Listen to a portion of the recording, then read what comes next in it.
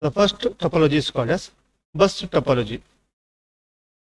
As the diagram shows, in bus topology, all the computer devices are connected to a single line here, a transmission line. This transmission line is called as bus. If any device want to communicate with another computers, then it has to share the same line here. Okay, the maximum speed of bus topology is up to 10 megabits per second. This type of topology is used when we want to connect a small number of computers, such as 15 to 20 computers I want to connect. Then we are using bus topologies. Bus topology has some advantages like economical, because we are using only a coaxial cable to connect different types of computers. We are not using any concentrators like hubs, switches, which are very costly one. So bus topology is economical. In bus topology, if any computer wants to transmit some data, for example this computer, it just transmits the data over here, and this data is converted into signal and broadcast to all the other computers here. The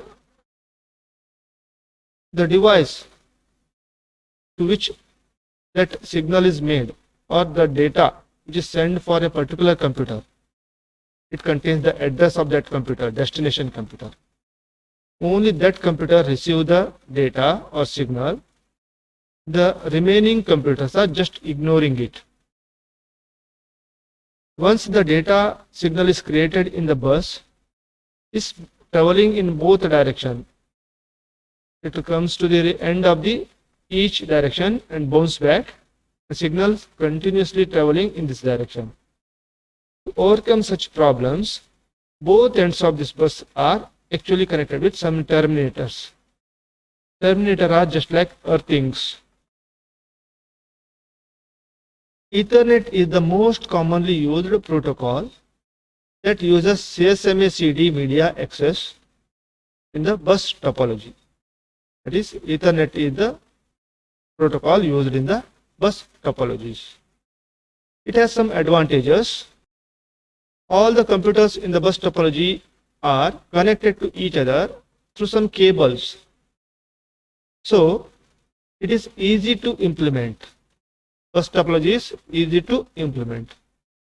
One more advantage is this topology is extendable. We can just add a new computers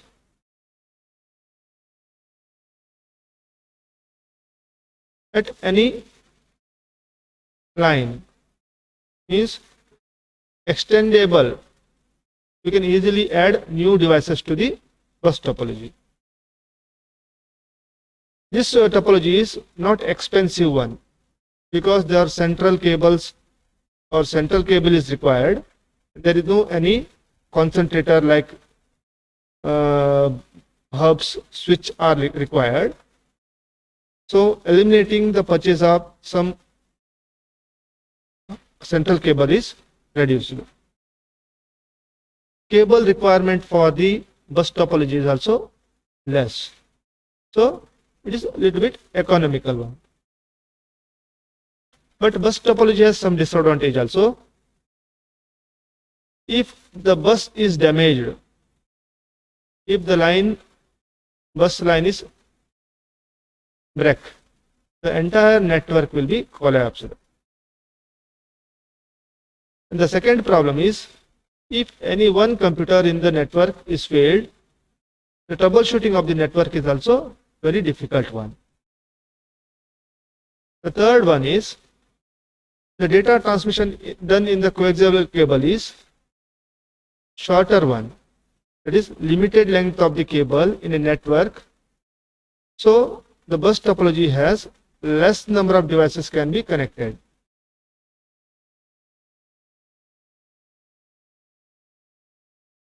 In bus topology, we are having a single line for data transmission. So as the number of computers are increased, the data transmission rate is also increased. And there is a possibility of data collision.